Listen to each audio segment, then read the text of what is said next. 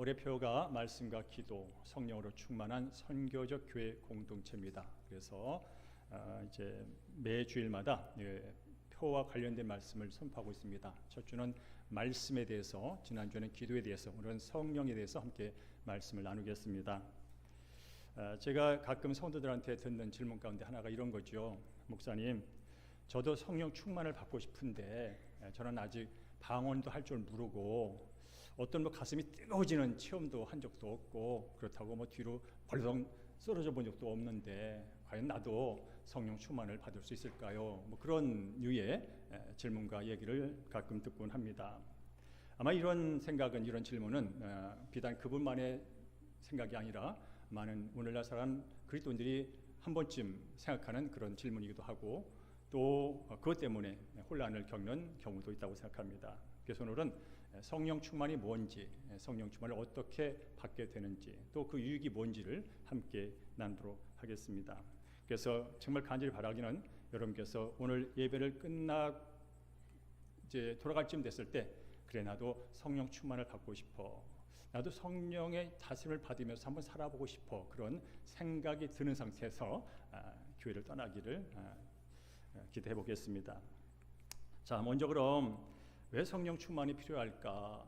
왜 성령 충만이 절실할까라고 하는 질문을 먼저 드릴 때, 첫째는 이러해서 그렇습니다. 따라할까요? 성령 충만 없이는 그리스도인의 삶이 너무나 버겁기 때문입니다. 여러분, 예수 믿으면 다 좋다고 예수 믿기 시작했잖아요. 근데 믿어보니까 이게 만만치가 않잖아요. 나쁘다는 게 아니라 잘못됐다는 게 아니라 만만치가 않다고요. 그래서 우리는 올해도 성경 읽어봐야지, 말씀대로 살아봐야지, 그래 5분 이상에도 한번 기도해봐야지, 다른 거 몰라도 한번 이번엔 한 사람에게 예수님을 소개해봐야지, 많은 결단도 하고 또 세상에 나가서 또 학교에 가서 직장에 가서 야 나도 그리스도인인데 한번 다른 사람이 나를 볼 때 야 너 예수 믿지, 너 교회 다니지, 야 그런 줄 알았어, 그런 얘기 한번 듣고 싶은데, 그런 이제 결단들 많이 합니다. 그런데 그게 오래 못 간다는 거죠. 그게 오래 못 간다는데 문제가 있는 겁니다. 살다가 분노라는 단어가 내 가슴을 찢고, 비교라는 단어가 내 가슴을 채우고, 불안이라는 감정이 내 가슴을 채우고, 죄의 유혹이라는, 타협이라는 어떤 언어가 내 귀를 휩싸고, 그런 것들이 한 번만 밀려와도 우리는 폭삭 주저앉을 때가 한두 번이 아닙니다. 그래서 와 오늘 또 졌네, 그게 뭐라고 또 졌네, 그렇게 살아가곤 합니다. 그런 데에 대해서 성경은 비난하지 않습니다. 오히려 우리의 현실을 더 직면하도록 이렇게 말을 해주죠. 갈라디아서 5장 16절에 보면 성령을 따라 행하라, 그리하면 육체 욕심을 이루지 아니할 거다. 내가 넘어진 것은 다른 데 있지 않다. 육심의 욕심을 따라 내 감정을, 내 마음을, 내 귀를, 내 입을, 내 언어를 거기다 맡겨서 그런 거야. 성령을 따르지 않아서 그런 거야 라고 이렇게 말씀을 해주는 거죠. 더 나가서 성경 말합니다. 점점 더 잘해봐라, 점점 세게 해봐라, 그렇게 하나님이 우리에게 요구하지 않습니다. 오히려 성경은 우리에게 이렇게 말합니다. 그래 인간의 마음은 약해. 왜 약하냐면 그 안에 죄성이 들어있어서 그래. 인간 노력에는 한계가 있다고. 인간의 결심과 결단은 그거보다 조금 높은 게 다가오면 그냥 순간적으로 무너지는 게 인간의 결심과 결단이야. 그래서 내가 네 마음에 새 영, 내 영을 넣어줄 거야. 그 영을 의지하면 지금 넘어지고 쓰러지고 하는 것들을 이겨낼 수가 있어 라고 성경을 곳곳에서 말씀하고 있다는 거죠. 여러분 따라할까요? 기독교는 정신적 종교가 아니다. 기독교는 성령으로 사는 생명이다. 아멘. 여러분 정신력으로 예배 기독교 신앙생활하는 분 계세요. 내 의지로, 내 결단으로, 내 다짐으로 신앙생활을 꾸역꾸역 유지하는 분들이 계세요. 근데 기독교는 결코 정신력의 종교가 아니에요. 열심히의 종교가 아니에요. 한 번쯤 해봐야지가 아니에요.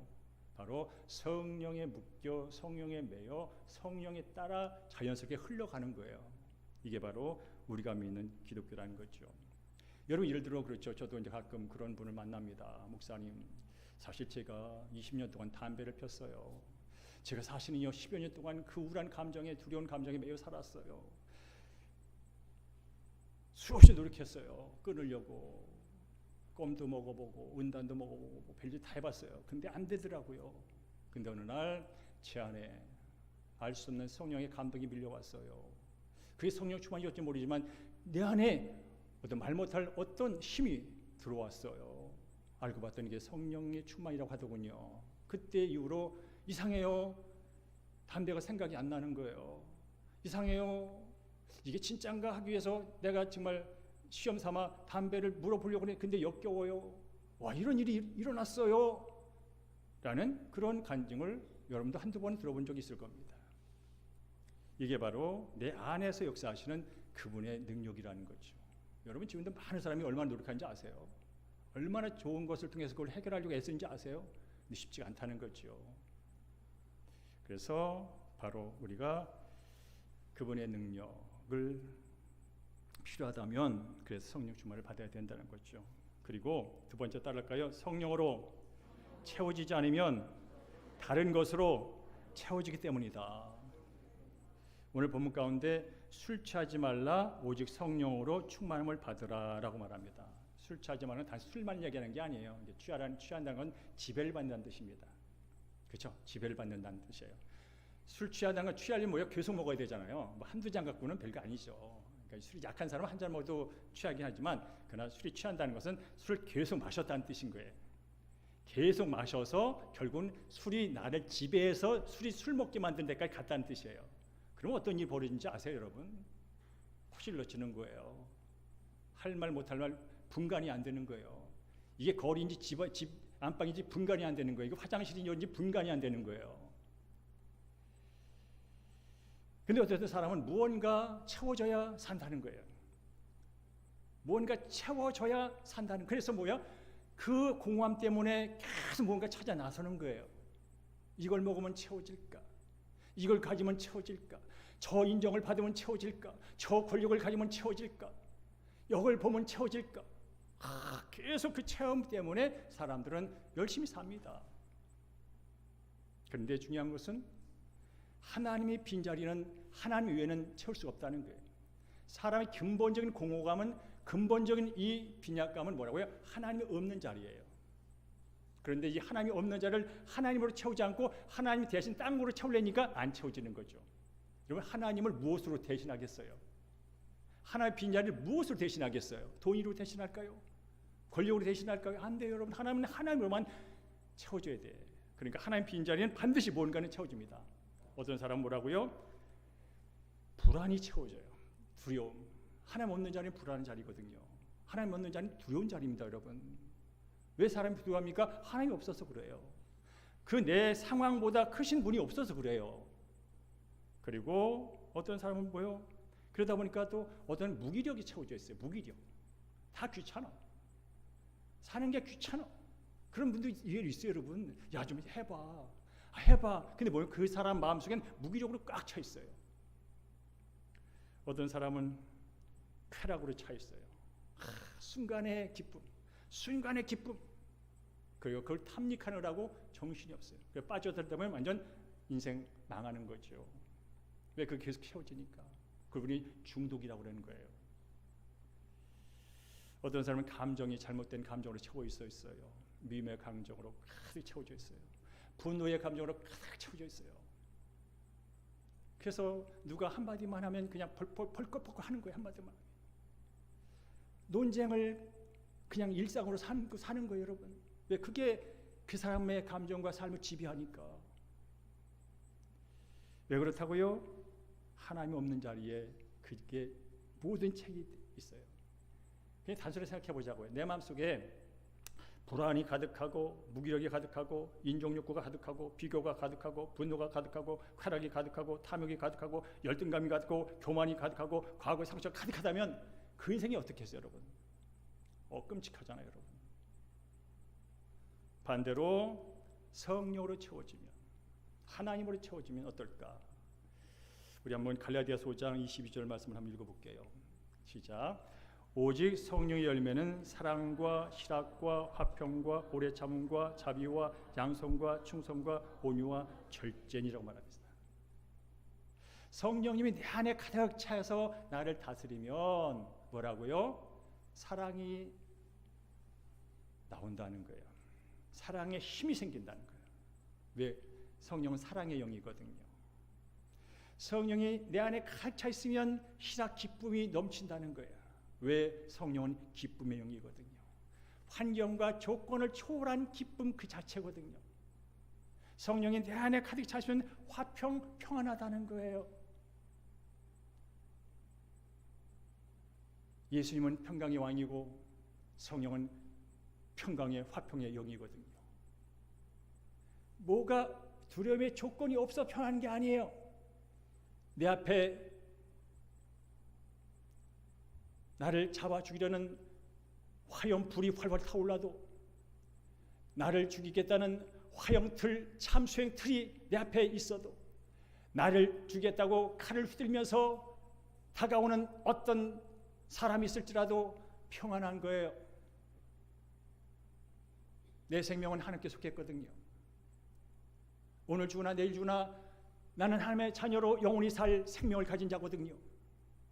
잠시 아쉬움을 있을 수 있고 잠시 고통을 수 있지만 이것 자체가 내가 하나님 안에서 얻은 나의 정체성과 나의 영원성을 좌지우지 못하거든요.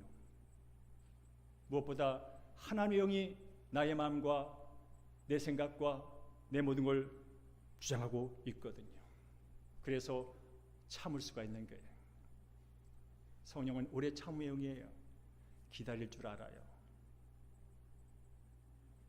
인내할 줄 알아요. 견딜 힘이 있어요. 왜? 그 영이 내 안에 있으니까. 성령은 자비의 영이에요. 긍휼을 베푸시는 분이세요. 성령은 먼저 나부터 불쌍히 나를 여겨주세요. 그래서 여러분 성령이 내 안에 계시면요, 와, 나 같은 불쌍한, 나도 내가 불쌍한 존재를 깨닫게 돼요, 여러분.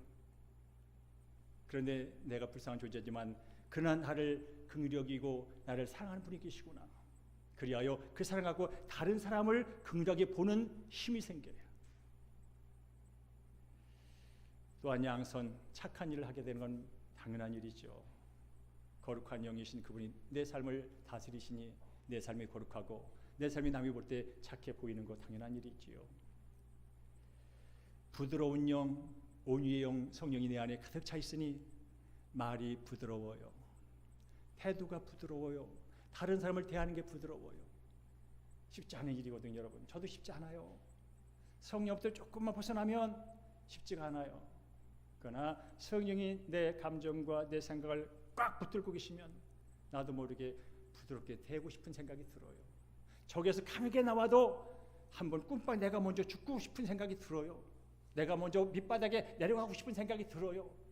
그래야 함께 일어날 수 있거든요. 그리고 충성, 신실한 믿부심. 모든 일을 신실하게 합니다. 억지로 하지 않습니다. 여러분, 성령 받으신 분의 교회 생활과 성령 받지 못한 사람의 교회 생활은 그냥 보여요. 성령에 의해서 자발적으로 기쁨으로 감격하여 감사한 마음을 갖고 어찌 내가 받은 은혜 보답할고 하면서 청소를 하는 분과 내가 교회를 몇 년 다녔는데 빗자락을 쓸어야 돼 하는 분하고는 차이가 다른 거지요. 예수 믿고 오래 다녔으면 그게 더 큰 복이지. 예수 믿고 오랫동안 교회 살았으면 그게 큰 복이지. 빗자루를 놓을 일이 아니지. 그러나 그것은 아무나 할 수 있는 일은 아니에요. 그리고 절제형 있죠. 분별할 줄 알아요. 말할 땐지 침묵할 땐지 앞으로 갈 땐지 뒤에 물러날지 알아요. 왜? 성령이 모든 걸 앞뒤를 다 아시니까.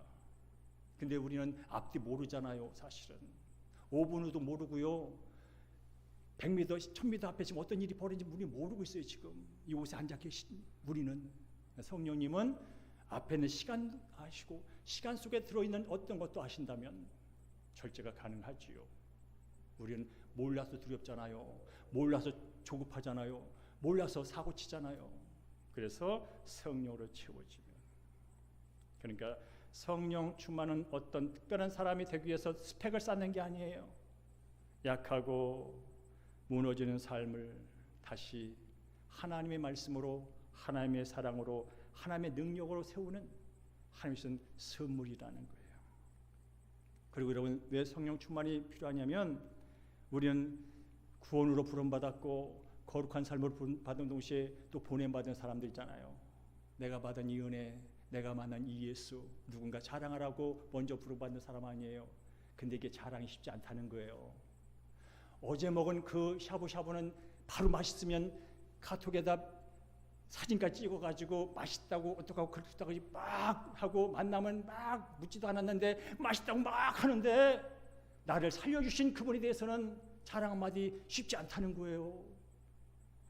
성령이 충만하지 않으면 우리는 예수의 옛자도 꺼내기가 쉽지 않다는 거예요. 그래서 성령을 받아야 된다는 거예요.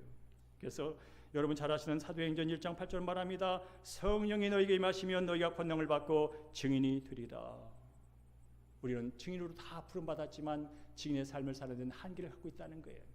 성령이 내 마음과 내 삶을 다스릴 때만이 그게 가능하다면 그때 더 성령이 충만할 때 예수가 크게 보여요. 성령이 충만할 때 예수의 이름이 흥하는 것이 결국 내가 흥한 거라고 느껴져요. 우리는 계속해서 세상을 말합니다. 네가 흥해야 된다. 네가 잘 돼야 된다. 그래야 성공이다라고 말합니다. 성경은 달리 말합니다. 예수가 흥하면, 너를 통하여 흥하면 그게 결국 네가 흥하는 거야. 근데 그게 쉽지는 않아요. 그래서 성령 충만을 받아야 한다는 거죠. 그럼 이제 여러분께 다시 한번 성령 충만이 뭔지 정리해 드리겠습니다.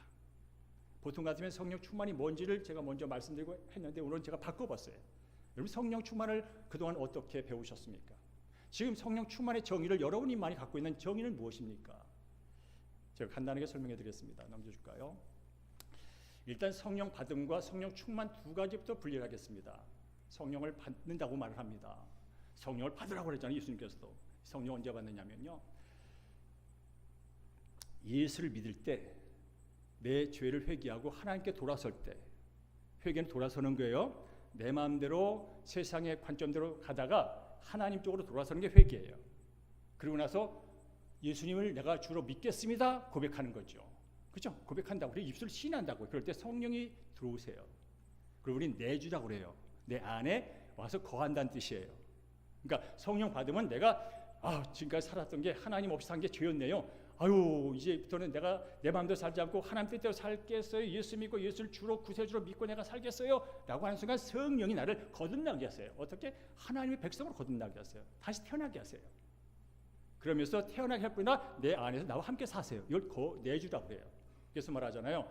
너희가 알지 못하느냐, 너의 몸이 성령이 거하시는 성전인 것을. 그러니까 예수 믿고 구원받은 저와 여러분은 뭐라고요? 성령이 거하시는 거룩한 집이에요. 이걸 성전이라고 말하는 거죠. 그러니까 로마서 8장에 보면 그리스도의 영이 없으면 그리스도의 사람이 아니래. 내가 그리스도인이라고 누구한테 말한다면 내 안에 그리스도 영이 있다는 뜻이에요. 교회를 다니기 때문에 그리스도인이 아니라 내가 회개하고 예수를 믿는다고 결심하고 입으로 시인한 순간 성령께서 나를 하나님의 백성으로 하나님 자녀로 거듭나게 하는 그 순간 성령이 내 안에서 계세요. 그래서 우리는 그것을 성령 받았다고 그래요. 근데 이거는 일회성이에요. 딱 한 번만 일어난 일이에요. 그리고 성령 충만이 뭐냐면, 충만은 계속 경험되는 걸 말하는데 뭐냐면 내 안에 성령이 와 계시잖아요. 예수님이 와 계시다고요. 성령은 예수의 영이요, 그리스도의 영이요, 하나님의 영이고 예수님이세요. 그러니까 성령이 내 안에 계시다면 어떻게 왜 와 계세요? 주인으로 와 계세요. 이 영섭의 종으로 와 계신 게 아니고 주인으로, 구세주로, 왕으로 내 안에 와 계세요. 뭐 하려고요? 나를 다스리려고. 뭐 하려고요? 나를 지배하려고. 뭐라고요? 하늘의 거룩한 뜻과 하늘의 풍성한 신령한 것들로 나를 새롭게 빚으시려고 내 안에 계세요. 왕으로 계세요. 주인으로 계시다는 거죠. 그러니까 성령 충만이 뭐라고요? 이제 그분의 주인이신 그분의 지배를, 다스림을 받는 거예요. 그게 성령 충만이에요. 그래서 여러분 그런 예화를 들은 적 있을 거예요. 여러분이 예를 들어서 어느 집에 갔어요. 근데 집에 갔는데 그 주인이 나로 알고는 거실에만 있으라는 거야. 거기 안방도 있고 걷는 방도 있고 애들 방도 있고 옥탑방도 있고 거실도 있고 다 아주 큰데 거기만 있으라는 거예요. 그럼 여러분 답답해요. 난 저기도 보고 싶은데, 저기도 보고 내가 갖고 있는 최신의 인테리어라든지 디자인 감각을 저 주인한테 알려주고 싶은데, 혹시나 잘못된 게 있으면 고장난 게 있으면 난 저기서 고쳐주고 싶은데, 그러고 있는데 그 주인이 자꾸 여기만 있으라는 거죠. 마찬가지로 성령님이 와 계시는데 우리는 성령님 이 부분에서만 계세요. 이쪽에서만 계세요. 나머지는 제가 할게요. 주인한테 그러는 거, 나의 주인한테 주인님 요 일만 관여하세요. 나머지는 내가 알아서 할게요. 요걸 성령 충만이라고 말하지 않습니다. 성령 충만이 뭐냐면 내 모든 삶의 영역에 주인으로 모시고 영역을 내어드리는 게 성령 충만입니다. 그럴 때 그 성령의 역사가 내 삶의 모든 영역에서 감정적인 부분이든 느낌의 부분이든 지혜의 부분이든 지식의 부분이든 어떤 문제를 해결하는 부분이든 고통을 감내하는 부분이든 모든 영역에서 그분이 일하시도록 내어드리는 게 성령 충만이라는 거예요. 그런 분들은 여러분 인생의 삶이 버거울 수가 없는 거예요. 고통이 없다는 게 아니에요. 문제가 없다는 게 아니에요. 그러나 그분께서 내 삶과 내 문제와 내 고통과 내 관계를 다스리시니 거기서 새로운 동력이 생기고 거기서 새로운 해결점이 생기고 거기서 기쁨과 평강이 이루어지게 된다는 것이죠. 그래서 제가 이렇게 써놨습니다. 성령 충만은 감정의 고조가 아니야. 물론 가끔 뜨거워지기도 하지. 성령의 충만은 소리치는 게 아니야. 물론 소리쳐서 부르짖으며 기도할 때가 있긴 하지. 근데 진짜 성령 충만은 예수님의 주인 되신 왕이신 예수님이 내 삶을 전적으로 다스림으로 말미암아서 그 결과가 내 삶과 실제로 드러나는 것, 이게 바로 성령 충만이라는 거예요. 그러니까 여러분 달라질 수밖에 없다는 거예요. 하나님이 나를 다스리니 하나님 수준으로 계속 올라갈 수밖에 없다는 거예요. 이영섭이가 아무리 경력을 자랑하고 뭘 자랑하고 나를 다스려봐야 제 수준을 못 벗어나요. 여러분이 보고 있는 수준이 그냥 이 수준이에요. 제 수준이요. 그러나 제가 내 수준을 내려놓고 주님, 저의 언어와 제 표정과 제 지식과 제 경험과 제 감정과 제 인격과 제 성품과 이 모든 것들을 순간순간 다스려 주세요. 습관이 나오려고 할 때마다 성령님의 뜻대로 저를 바꿔주세요라고 늘 맡기며 살 때 그때 말이 달라지고 표정이 달라지고 관계 태도가 달라지고 모든 게 달라지는 거예요. 문제를 대하는 방법도 달라지는 거예요. 한마디면 습관이 변해버리는 거예요. 하나님 없이 내가 주인 되던 내가 하던 습관으로 내가 살아요. 남이 말해준 습관으로 내가 살아요. 그러나 하나님께서 말씀하신 대로 살다 보면 우리는 거룩한 백성으로 한 날 한 날 새로워진다는 거죠. 그래서 두 번째로 성령 충만은 내면이 새로워져요. 우선 우리 내면이 새로워져요. 그래서 제가 가끔 그러잖아요. 내가 봐도 내가 기특할 때가 있다고. 와, 나 같은 존재가 이런 것까지 생각하게 됐네 할 때가 있다고 여러분. 근데 그게 제가 한 게 아니야. 전 죽고 나서 이영섭의 인간성과 죄성과 자기 중성과 이기성과 그 나약성에 늘 매여 있는 존재라고요. 그런 존재가 어느 날 스스로 나도 그런 걸 그렇게 생각할 수 있네? 누가 했다고요? 성령이 하신 줄로 믿습니다.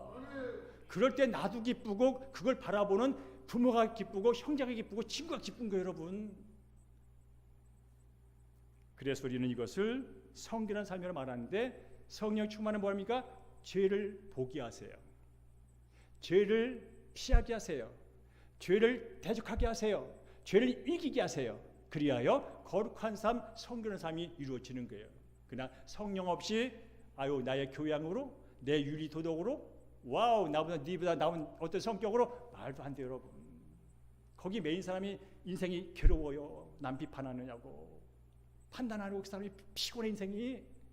그러나 성령이 의해서 내가 지배받은 사람은 죄를 분별하죠. 나는 그때 피로 말미암아 의롭게 되었고 백장처럼 깨끗한 존재라는 사실을 우리는 정체를 갖고 산다면 까만 게 다가오면 그게 보여. 그냥 백지에 까만 점이 오면 그냥 보여 달라고 하죠. 보여요. 그러면 까만 점 볼 때 어떻게 한다고요? 까만색은 못 봐요. 나는 시커먼데 까만 점은 친구요, 동료요.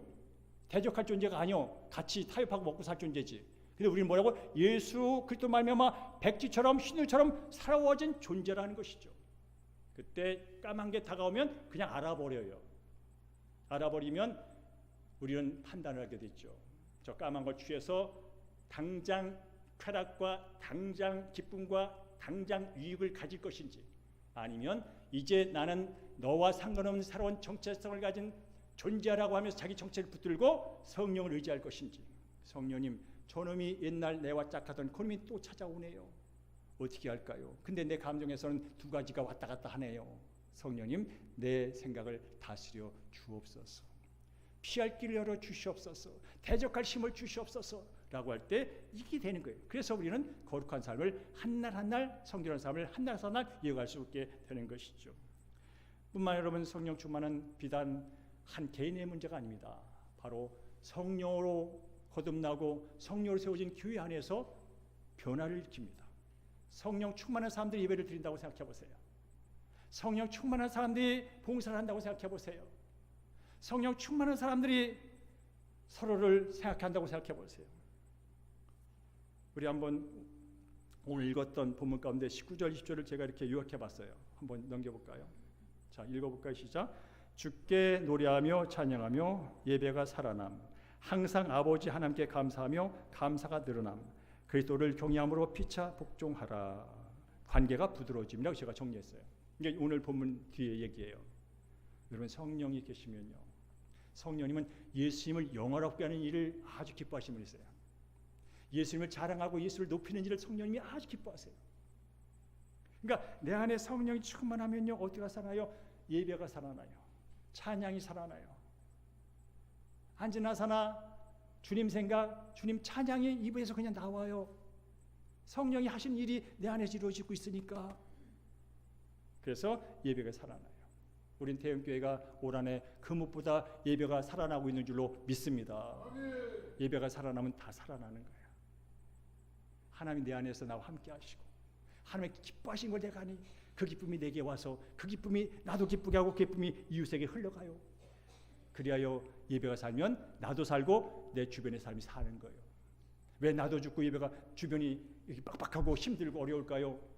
하나님의 관계가 일단 막힌 거예요.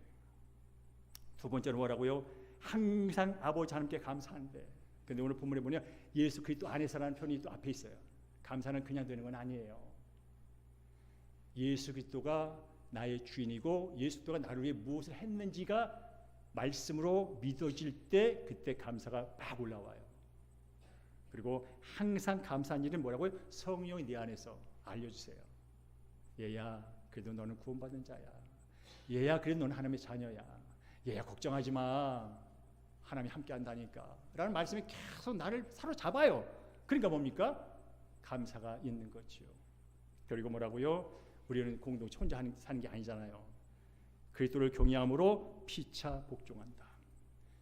서로 복종한, 서로 섬긴다는 뜻이에요. 서로 낮은 자리에 내려간다는 거예요. 그러니 싸울 일이 없죠, 여러분. 그러니 아플 일이 없죠. 그러니 상처 때문에 어쩌니 할 일이 없는 거지요. 관계가 부드러워지는 거죠. 부부관계도 여러분 부드러워지려면 뭐 해야 돼요? 일단 예수 그리스도를 경외하는 마음이 서로에게 있어야 돼요. 예수를 경외하는 마음이 먼저 양쪽에 있어야 이게 관계가 부드러워져요. 근데 어떤 때 한쪽이라도 확실하게 있으면 괜찮아. 우리 대형교회 모든 성도님이 저부터 시작해가지고 올 한해 하나님을 정말 경외하고 하나님을 잘 섬기는 예배에 성공하셔서 그 기쁨을 가지고 장로님을 바라보시고 권사님 바라보시고 집사님 바라보시고 성도를 바라볼 때 거기에 부드러운 관계 속에서 서로 상생하는, 서로 일어나는 놀라운 일이 일어날 줄로 믿습니다. 자, 그러면 성령을 충만을 어떻게 받습니까? 또 우리 이것도 알고 싶잖아요. 다 아는 얘기를 다시 한번 강조하겠습니다. 근데 여러분, 오늘 지금 말한 건 어떤 방법이 아니에요. 통로 이런 과정을 통해서 성령께서 역사하신다, 이렇게 믿으셔야 돼요. 왜냐하면 성령은 선물이니까. 성령은 하나님 주시는 선물이에요. 은혜를 주는 선물이에요. 그러면서 첫째로 여러분 뭘 받으려면요, 먼저 받고 싶은 마음이 있어야 돼. 그렇잖아요? 먼저 받고 싶은 마음이 있어야 받아도 기쁜 거예요. 그래서 첫 번째로 따라가 갈급함. 자, 요한복음 7장 읽어볼까요? 시작. 누구든지 목마르거든 내게로 와서 마시라. 나를 믿는 자는 성경의 이름과 같이 그 배에서 생수의 강이 흘러나오리라. 이는 그를 믿는 자들이 받을 성령을 가리켜 말씀하신 것이다 라고 하는 거죠. 자, 믿는 자들이 누구예요? 저 여러분이에요. 성령은 아무나 받는 게 아니에요. 아무나 받지 않아요. 예수를 믿는 사람이 받아요. 여러분 예수 믿으세요? 그럼 성령을 받을 수 있어요. 아시겠어요? 이런 것부터 기본부터 시작을 하셔야 되는 거예요. 나 같은 사람이 어떻게 성령을 받아? 나같이 성경도 모르고 나같이 뭐 교회 생활도 봉사도 안 하고 나같이 헌금도 안 하고 내가 어떻게 성령? 그게 아니고요. 예수를 믿는 자는 성령을 받아요. 다른 조건 없어요. 예수를 믿으면 성령을 받는다는 거예요. 근데 여러분 같은 예수를 믿는 사람이라도 어떤 사람은 성령 충만하게 살고 어떤 그렇지 않고 살아요. 어떤 사람이 성령 충만하다고요? 목말라. 영적으로 하나님이 목말라. 예수님의 말씀이 목말라. 그분의 관계가 목말라. 그분과 함께하는 것이 목말라. 늘 그 함께함에 대한 목마름이 있는 사람들에게 뭐라고요? 성령을 주신다. 성령이 생수강처럼 흘러 넘친다는 거예요. 그러면서 여러분 늘 그렇게 기도하세요. 주님, 저는 제 힘으로 안 됩니다. 성령님이 필요합니다. 저는 세상에 많은 갈증이 있지만 진짜 제가 갈증을 느끼는 것은 하나님이 없는 자리를 채우실 성령 하나님이십니다. 성령님 내 안에서 충만히 임하시고 역사하여 주옵소서라고 고백을 하는 거예요. 이 고백이 시작에서 출발하는 거예요. 고백이 없으면 나아갈 수가 없는 거예요. 갈급함에 대한 고백. 고백을 했으면 두 번째는 따라갈까요? 회개. 우리 사도행전 2장 38절 읽을까요? 시작. 너희가 회개하여 각각 예수 그리스도의 이름으로 세례를 받고 죄 사함을 받으라. 그리하면 성령의 선물을 받으리니라고 하죠. 자, 회개는 뭐라고요? 죄 용서를 받는 거지요. 그런데 회개는 뭐라고요? 자책하는 게 아니에요. 뉘치는 게 아니에요. 후회하는 게 아니에요. 돌아서는 거예요. 완전히 그 잘못된 곳에서 돌아서는 거예요. 근데 돌아섬을 막는 게 있어요. 이게 뭐냐면 죄라고 그래요. 죄라고 그래요. 그래서 성경에 보면 성령을 소멸치 말라, 성령을 근식하지 말라라는 표현이 나와요. 성령의 역사를 제한하지 말라는 거예요. 성령을 근식하지 말라. 그러면 그게 근심케 하고 소멸케 하는 뭔지 알아요? 죄. 내 안에 있는 죄.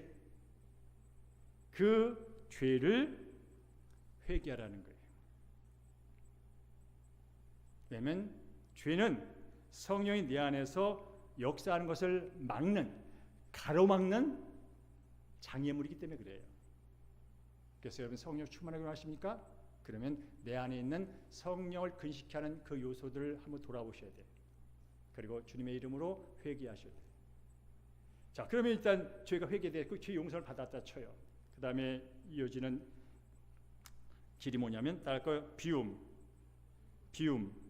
자, 우리 함께 갈라디아서 2장 20절 말씀 있습니다. 시작. 내가 그리스도와 함께 십자가에 못 박혔나니 그런즉 이제는 내가 사는 것이 아니요 오직 내 안에 그리스도께서 사시는 것이다. 전 여기서 이걸 강조하려고 비움을 강조하려고 합니다. 여러분 갈급함, 회개 다 아시죠? 다 한단 말이죠. 죄까지 내가 용서받았으니 다 됐지 뭐라고 말하는데 여러분이 행한 죄는 용서받을 수 있어. 하나님 제가 이거 했는데요 잘못했어요. 하나님 이렇게 했는데 잘못했어요. 그건 이제 용서받을 수 있어. 근데 뭘 못 비우냐면 나를 못 비워. 내 자아를 못 비워. 하나님보다 위에 서 있는 내 중심성과 내 주인성을 내 스스로 못 버려. 여전히 내가 주인 되어 내 죄를 고백했고 여전히 내 주인 되어 뭔가 고백하는 한 진짜 주인이 일을 안 하셔요. 왜? 진짜 주인은 인격자거든요. 바로 그래 네 계획도 나한테 맡길 수 있어? 네 주장도 나한테 맡길 수 있어? 네가 옳다고 빡빡 우기는 것도 나한테 맡길 수 있어? 네가 스스로 다스리려는 통제하려는 그 욕망을 나한테 맡길 수 있어? 요게 비움이에요. 요게 정말로 여러분 가장 중요한 거예요. 내가 어떻게 됐다고요? 그리스도와 함께 십자가의 목표에 죽었다니까. 내 옛 자아는 내가 내 인생의 주인이라고 뻔뻔 우겼던 나는 이미 죽었어. 그 대신에 진짜 세상의 주인인 예수님이 내 안에 주인으로 와 계시다면 내 모든 계획과 내 모든 자존심과 내 모든 주장과 내 모든 다스리는 욕망들을 뭐라고요? 완전히 그분께 맡기는 거, 이게 비우는 거예요. 거기서 결과는 결정되는 겁니다. 교회 생활, 기도 생활 많이 할 수 있어요, 여러분. 찬양도 열심히 할 수 있어요, 여러분. 회개도 눈물 콧물 뿌리면서 많이 할 수 있어요. 근데 안 변해. 저렇게 기도하면 다 변할 것 같아. 저렇게 울면 다 거룩할 것 같아. 근데 안 변해. 왜일까요? 자신의 죄를 한탄하며 울긴 했는데 아직 내가 주인이요. 안 변하지요. 이제 나의 주도권을 다 맡기고, 성령 충만이 뭐라고요? 그분이 날 다스리는 게 성령 충만이 말씀했잖아요. 다 비우고 나서 그때 뭐요? 그때 구하는 거예요. 이제 우리 함께 누가복음 11장 13절 읽습니다. 시작. 너희가 악할지라도 좋은 것을 자식에게 줄 줄 알거든 하물며 너희 하늘 아버지께서 구하는 자에게 성령을 주지 않겠느냐라고 말합니다. 하나님 결코 인색하지 않아요. 줄 게 없어 안 주는 게 아니에요. 그래, 네가 예수와 함께 너의 모든 과거와 너의 모든 상처와 너의 모든 주장이 옛사람의 본성이 십자가의 못 박혀 죽었고, 네가 진정으로 내 삶의 주인은 네가 아니라 하나님이라 예수입니다 성이라 고백했으니 내가 이제 주인 노릇할게. 내가 네가 상상하지 못한, 네가 구한 것보다 더 큰 아름다운 것으로 내가 네 주인 노릇할게 하면서 역사가 시작되는 거예요. 그 다음에 이제 다섯 번째로 따를까요? 순종. 우리 함께 사도행전 5장 30절 말씀 있습니다. 시작. 우리는 이 일의 증인이요 하나님이 자기에게 순종하는 사람에게 주신 성령도 그러하니라. 아멘. 이제 그분의 다스림이 왔잖아요. 다스림이 온다는 것은 그분의 뜻이 나한테 계시되고 명령된다는 뜻이에요. 그렇죠? 그렇잖아요. 그분이 내 안에 오셨어요. 그리고 나는 이제 내 자아를 그분께 다 맡겨드렸다면 그분이 나한테 말할 거예요. 용서봐, 오늘은 그만하자. 용서봐, 거기는 다음에 가자. 용서봐, 그 감정은 조금 더 누르자.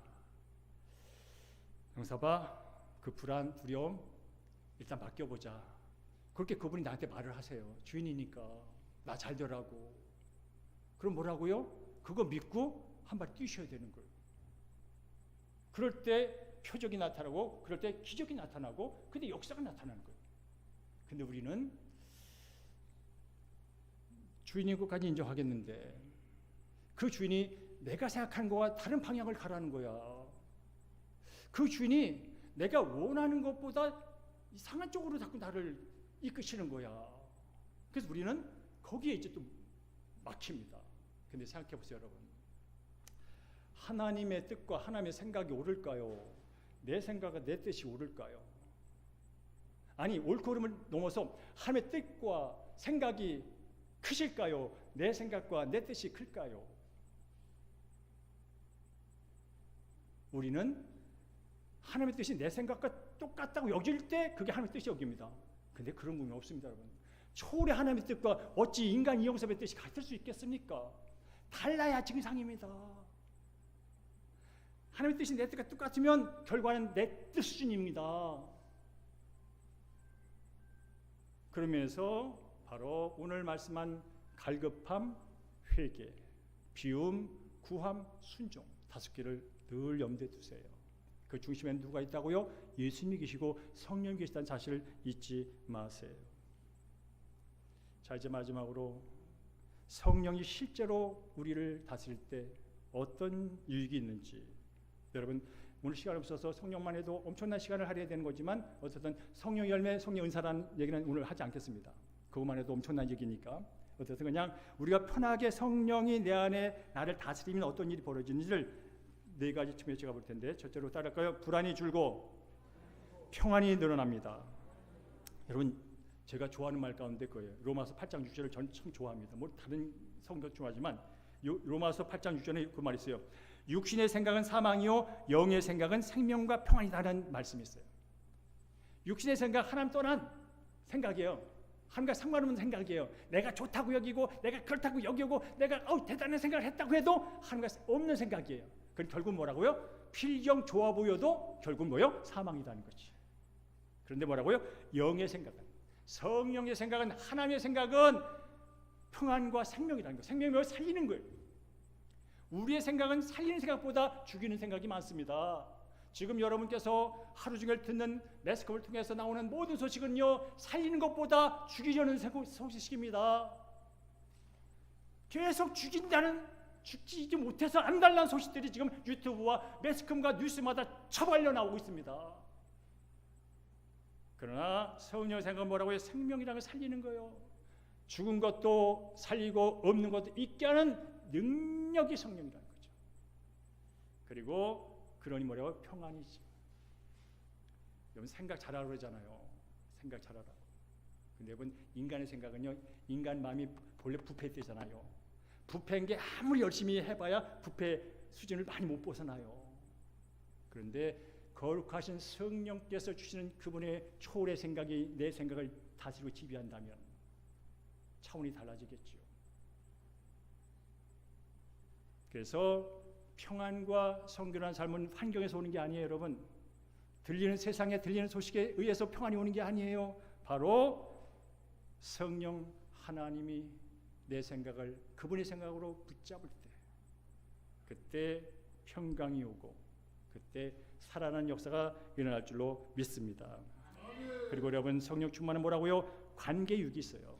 성령 충만하면요 오래 참을 수 있대잖아요. 부드럽게 대한대잖아요. 다른 사람을 위해서 내 것을 나눠줄 수 있는 사랑이 있대잖아요. 관계 좋아질 수밖에 없죠. 여러분 왜 내 관계가 이렇게 뻑뻑할까 하면요, 돌아보세요. 내가 지금 성령의 탓을 받으면서 그 관계를 대하고 있는지, 아니면 내 감정과 내 자존심과 내 유익을 위해서 거기에 기점을 두고 상대방을 대하고 있는지.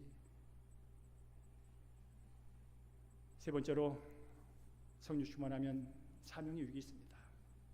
담대함이 있는 거지요. 담대함이 있습니다. 이번에 선교팀이 잘 다녀왔습니다. 다음 주에 한번 보고를 할 겁니다. 저도 자세히 모릅니다. 근데 어쨌든 간에 지난주 일요일 나가서 어제 무사히 돌아왔습니다.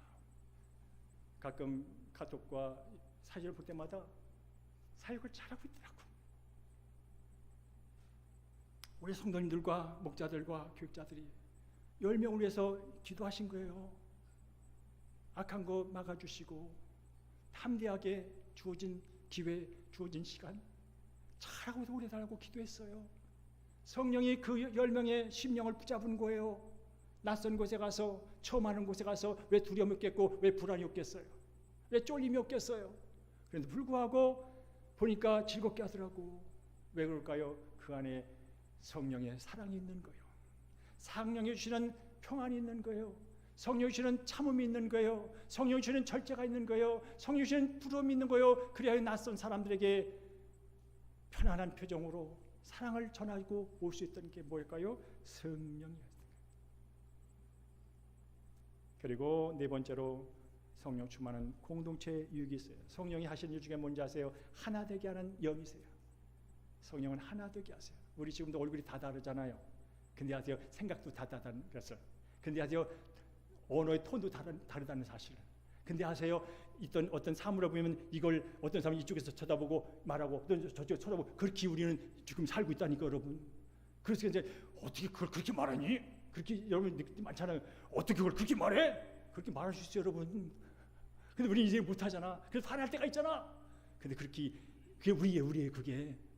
근데 성령이 내 안에 있을 때 그렇게도 말할 수 있구나 이렇게 돼.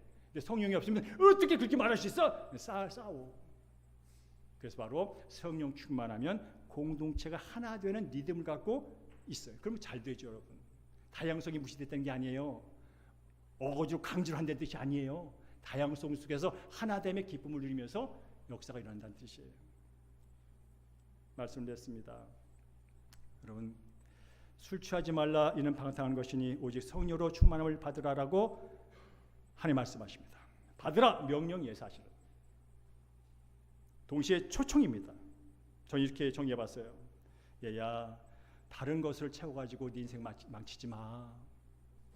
불안에 취하지 마. 비교로 취하지 마. 술과 쾌락과 인정욕구로 취하지 마. 내가 너를 성령으로 취해. 성령으로 충만하라고. 그럼 거기에 자유가 있을 거야. 그럼 거기에 네가 알 수 없는 평안이 올라올 거야. 그럼 거기에 네가 경험해 못한 기쁨을 경험하게 될 거야. 근데 아니, 어떤 문제를 만나도 어떤 고통 앞에서 담대히 나갈 수 있는 힘이 생길 거야. 그러니 성령에 취하라고. 다른 것은 잠시 취해서 너에게 유익과 기쁨을 줄지 모르지만 결국 어쩌면 너를 더 나쁜 곳으로 끌고 가는 취함일 수도 있어. 그러나 내가 주는 영, 성령으로 충만하면 영은 살리는 거야. 살아날 줄 믿어. 영은 생명이야. 영은 평안이야. 그러니 다음 한 주간도 너의 삶이 어떠든지 성령의 생각으로 네 생각을 내어드려서 그분의 생각에 순종할 때 기쁨을 누리고 평강을 누리고 감사 속에 승리하길 바래라고 하는 것이 오늘 이 시간 성령님께서 저와 여러분이 주는 따뜻한 의뢰의 말씀이며 격려의 말씀이며 희망의 메시지인 줄로 믿습니다.